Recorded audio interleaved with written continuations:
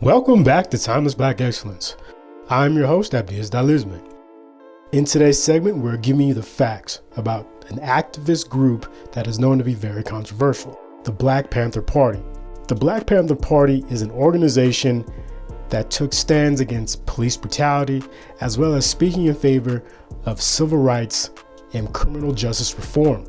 Thank you for watching Timeless Limitless. Please hit the subscribe button. Please don't forget to like and share.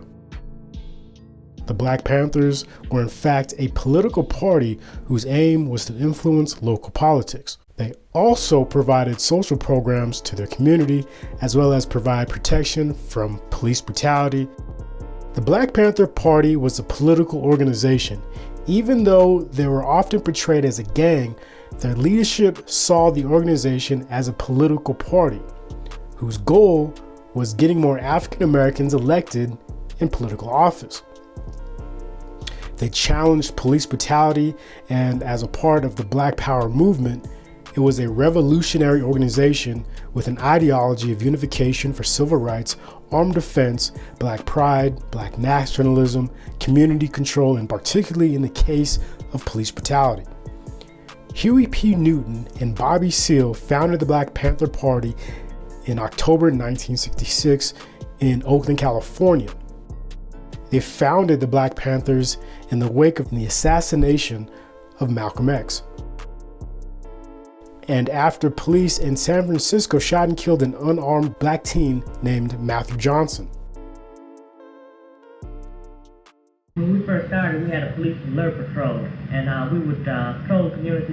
If we saw the police brutalize anyone, we put an end to this. Usually the police wouldn't brutalize anyone if we were on hand because we were armed, and if the police arrested the individual, we would follow him to the jail and bail the individual out, whether he was a Panther or not. And we would gain many recruits like this, so therefore the community started to say that, well, these people are really concerned about our welfare. Huey was born February 17th, 1942 in Monroe, Louisiana.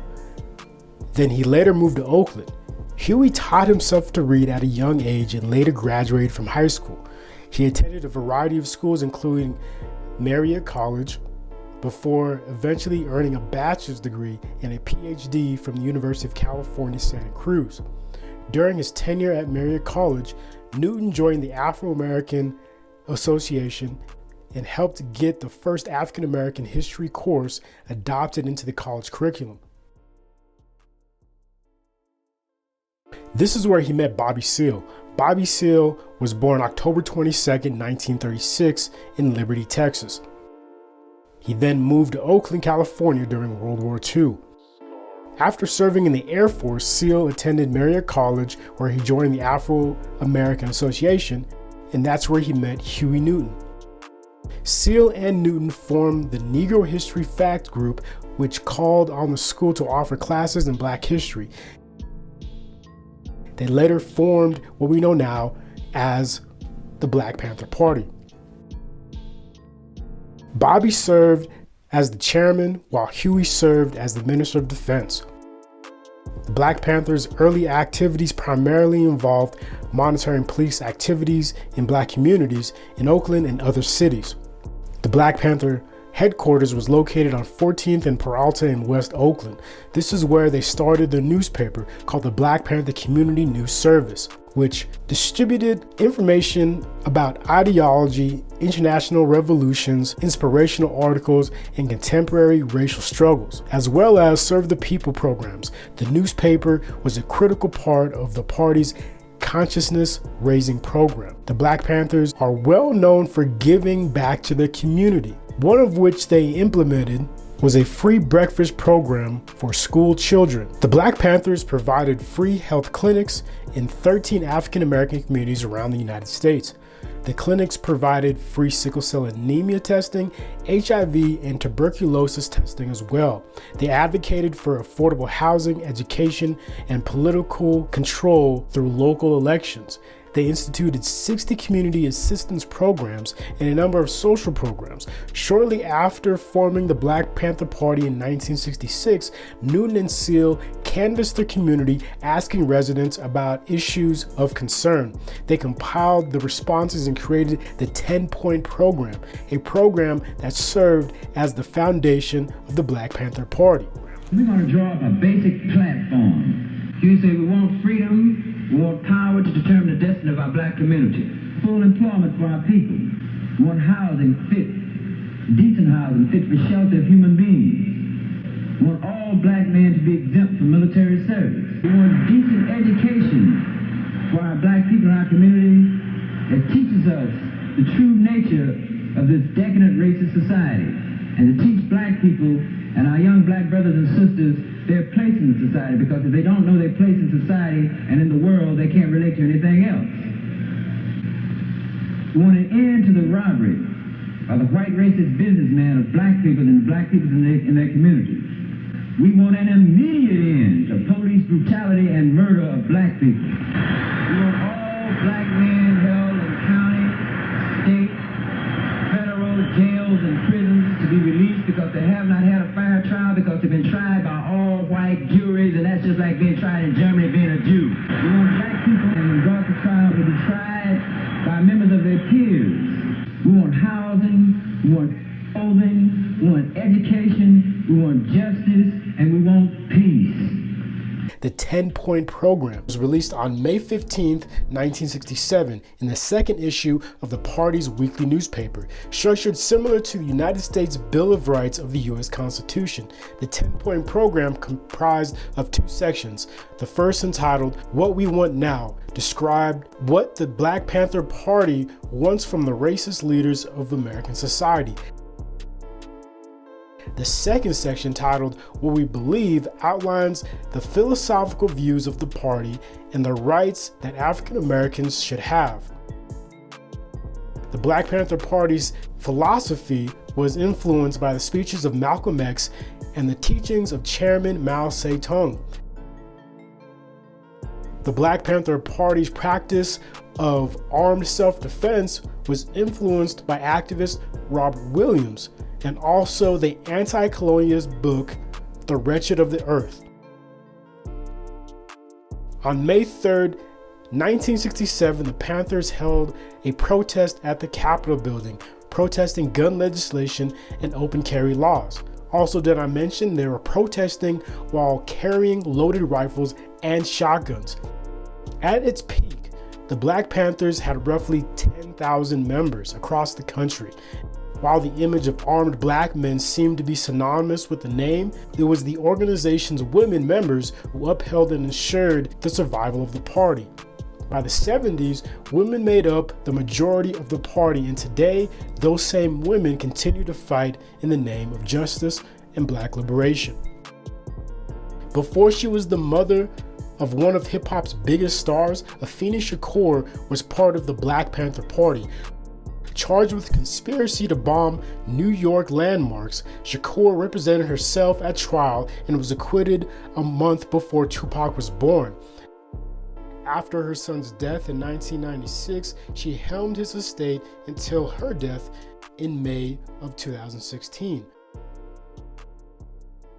Black Panther activist Assata Shakur was pulled over by New Jersey police, shot twice, and then charged with the murder of a police officer in 1973. She spent 6.5 years in prison before escaping and fleeing to Cuba in 1984. She was added to the FBI's top 10 wanted list in 2013, and I suggest that you read her acclaimed biography. Kathleen Cleaver was married to the Minister of Information of the Black Panther Party for 20 years. She became the communications secretary and the first woman of the party's decision-making cabinet. She also obtained her law degree from Yale Law School and is now senior lecturer at Emory University School of Law in Atlanta, Georgia. Frederica Newton joined the Black Panther Party as a teen in 1969. She met Huey in 1970, and they married in 1981. After Huey's death in 1989, Frederica established the Huey P. Newton Foundation, where she served as president. In addition to operating literacy and voter outreach programs, the foundation holds the Black Panther Party archives and her late husband's papers, photos, and more. Activist and political prisoner Erica Huggins spent 14 years in the Black Panther Party. 8 of those years were spent as the director of the Oakland Community School. She became the first woman and Black person appointed to the Alameda County Board of Education. She is now a facilitator with the worldtrust.org and leads dialogue about race and other inequalities. Other notable women of the Black Panther Party include Dolores Henderson, Joyce Lee, Marianne Carlton, Joyce Means, and Paula Hill. Did you know Chicago-born singer Chaka Khan joined the Black Panther Party after running away at age 16 and befriending Fred Hampton in 1967? Khan sold newspapers for the party and helped with the party's free breakfast program. Chaka Khan left the party in 1969 and made her mark in the music industry. Fred Hampton was born August 30th in 1948 and grew up having a connection to Emmett Till. Fred Hampton's mother actually babysat Emmett Till. While in high school, Fred Hampton organized the student section of the NAACP and served on its interracial cross-section committee, which is a club that helped white students confront their racist beliefs. Hampton protested the unjust arrest of Eugene Moore, a classmate who would later become the area's first Black state representative. Hampton graduated from high school with honors and then enrolled in a pre-law program at Triton College.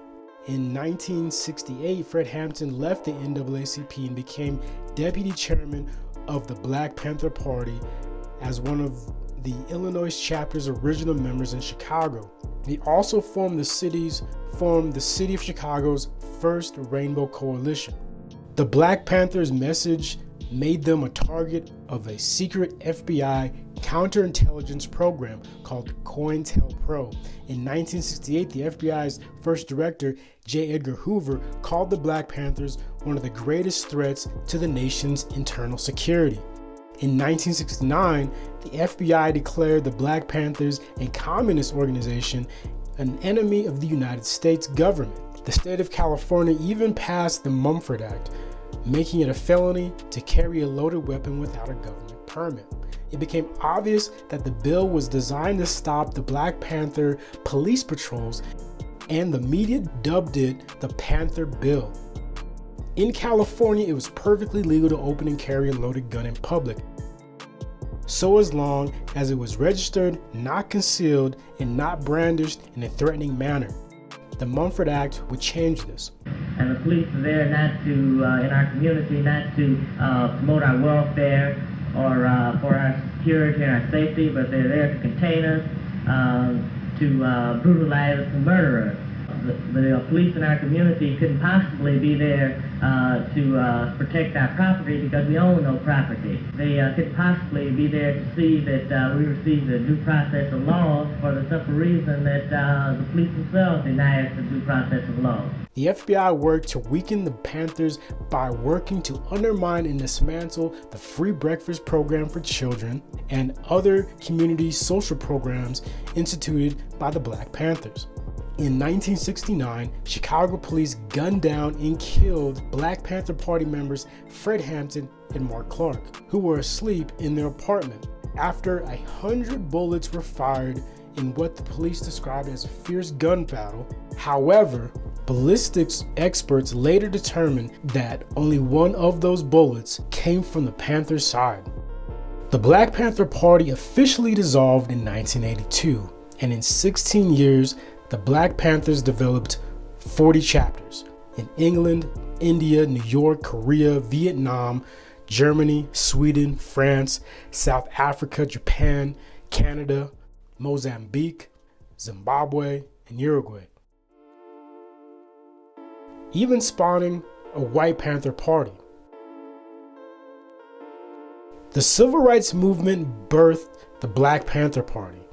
The Black Panther Party gave birth to a whole new movement, what we know today as Black Lives Matter. Stay tuned and watch our next episode where we will be talking about Black Lives Matter and its origins. Thank you for watching Time is Limitless. Please hit the subscribe button. Please don't forget to like and share.